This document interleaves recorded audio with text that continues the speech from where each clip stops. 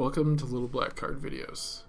In this video, I will be looking at the topic of egoism/individualist anarchism. Where do these ideas come from, and what is their usefulness today? Who are some of the thinkers in this tradition? Are egoists/individualists only out for themselves in some kind of caricatured way, or is something else going on? Some anarchists claim egoists are not real anarchists, or just your everyday capitalists or your preferred boogeyman in disguise. What relation do egoists have to anarchists?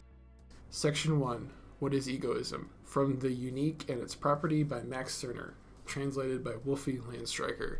I am owner of my power, and I am so when I know myself as unique. In the unique, the owner himself returns into his creative nothing from which he is born. Every higher essence over me, be it God, be it the human being, weakens the feeling of my uniqueness, and only pales before the sun of this awareness. I base my affair on myself, the unique, and it stands on the transient, the mortal creator who consumes himself, and I may say, I have based my affair on nothing, unquote. A starting point for egoist anarchy in the modern context is Max Stirner, a pseudonym of a German teacher writing in the 1840s. In his book, Stirner takes aim at the thinkers of his time and lays out his ideas against other Germans writing in the 1840s. The ideas presented are still relevant today. A provisional definition of egoism is to center one's life on their own unique experience and reject outside abstract ideas. Egoism falls under the broader umbrella of individualist anarchism, which includes different thinkers such as Benjamin Tucker and Pierre Joseph Proudhon, among others, and ideas sets including mutualism and free market anarchism. Though it is a subset of individualism, there is a wide range of egoist thought. Egoist thinkers include John Henry Mackay, Emile Armand, Dora Marsden, Wolfie Landstreicher, and James L. Walker. A starting point for egoism is the idea that all abstract ideals, be they God, humanity, the family, the state, or morality, diminish a person. These abstractions are phantoms that possess us and use us for nefarious purposes outside of our own needs or desires. These phantoms float above us and give us unreachable goals and unreachable ways to live. The egoist says no to these ideals, and by basing their understanding, their way of life, everything on themselves, they place themselves rather than the phantoms as the focal point for understanding the world. What can I do? What is in my power to do? You underestimate my power! If there are no ideals or abstractions above me, then I have nothing left to look to but my own life, down here and not up in the clouds. And the same goes for you. A provisional definition of anarchism is a rejection of all forms of authority and opposition to the state and other institutions designed to control. The egoist is a natural ally to the anarchist, as egoists merely add to the category of what authorities influence us and that we can reject. Section 2.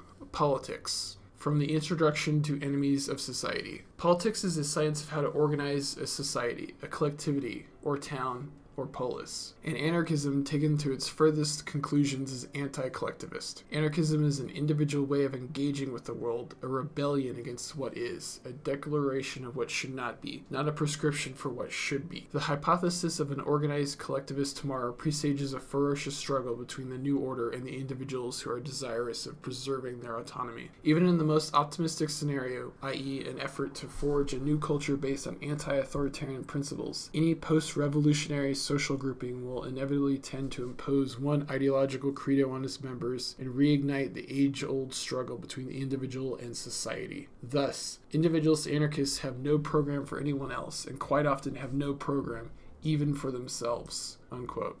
Egoists are hostile to politics. Politicians act as a mediating force on an individual's life through the laws declaring what can and cannot be done, and through the enforcement of those laws through coercion and force. While egoists see these laws as an imposition, that doesn't mean that egoists break laws just to break them. Egoists decide for themselves how to live their lives. The politician offers individuals a path to follow, a party to unite them all, as long as they are willing to be led. But as soon as they break from the party, they become the enemy. Egoists thinking differently from the party makes them either an enemy of the party or indifferent to the party. Political parties can offer a range of thinking, but only within the parameters set forth by the party. Think or act outside of those parameters and the party will expel you. Organizing a society would not be in the interest of egoists because the egoist desires to be neither a slave to others nor a master of others. Both of these positions diminish the person involved in them by forcibly tethering people together whether they desire this or not. Egoists share the anarchist anti-political ethic of being against the state, of fighting against it, and or undermining it, depending on one's proclivities. The state is the enemy of the anarchist, and this makes them allies in the fight against the state. The difference with some anarchists comes in when they speak of their particular post-state utopia, or how to fight while the state still exists. Many such plans involve continuing to abide by spooks, and so don't work for egoists.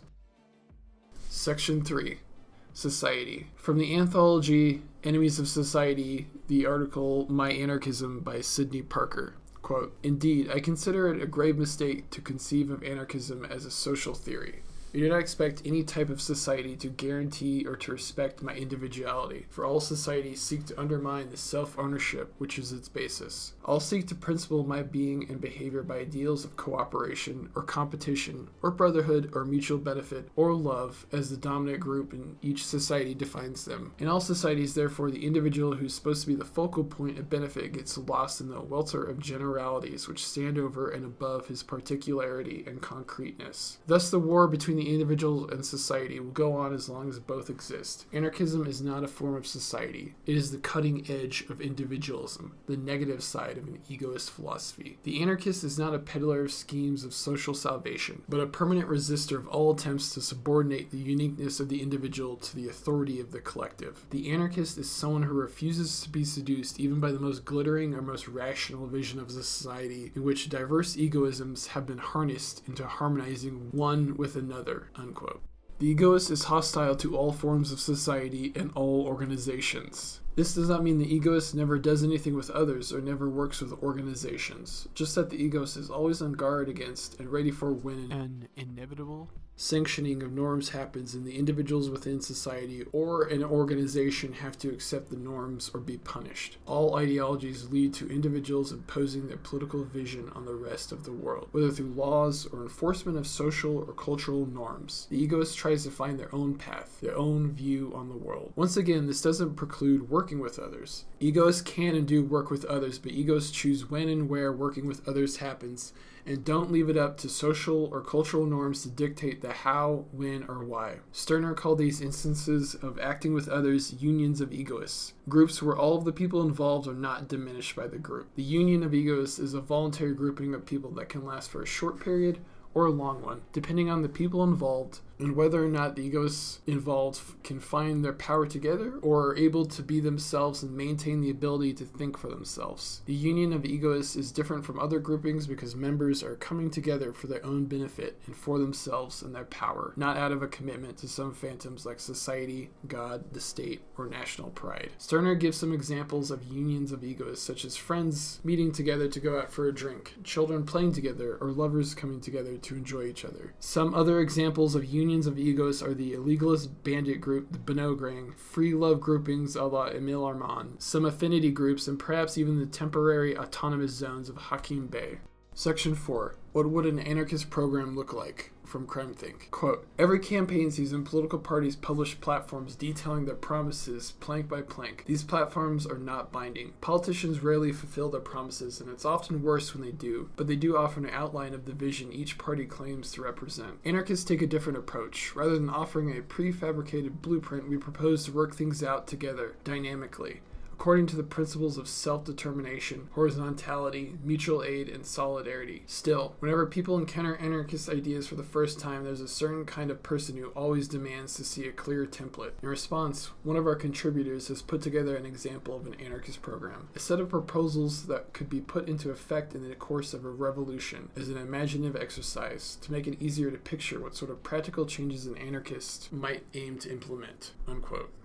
It seems the idea of programs, platforms, or visions are a perennial issue to re-emerge out of the ether. While CrimethInc is stating this document is only a blueprint and not saying this blueprint has to be followed or set in stone, the usefulness of this vision can be criticized and looked at with skeptical eyes. If there were an anarchic world, every neighborhood, region, or locale would presumably be different from the next, and no vision could possibly cover all of the different ways to live that would come about if people followed their own desires and not the ones imposed on them. Much of CrimethInc's plan can be criticized from the egoist perspective by how much of it is written from the perspective of a hypothetical community's perspective, and how much it emphasizes collective responsibility. For example, from the article, quote, "Making sure that everyone has enough food is a collective responsibility," unquote. What exactly is meant by collective responsibility, and how are people going to be made responsible? Does this mean that we must become gardeners or hunters? Vagaries like these are usually part of programs without any clear way of deciding what they mean or how the ideas would be implemented, or what happens if an individual does not follow this or that social norm.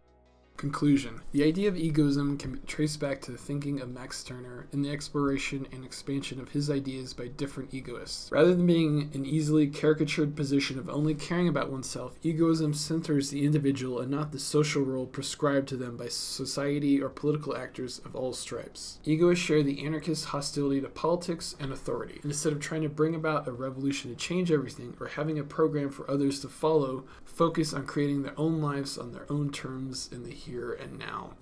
From Max Stirner, quote, "If you take just one sacred interest to heart, you'll be caught and duped about your own interests. Call the interest that you follow now sacred, and tomorrow you will be its slave. All behavior toward anything considered absolutely interesting or valuable in and for itself is religious behavior, or more simply, religion. The interesting can only be interesting through your interest. The valuable can only have value insofar as you give it value, whereas on the other hand, what is interesting despite you is an uninteresting thing. What is valuable despite you is a valueless thing."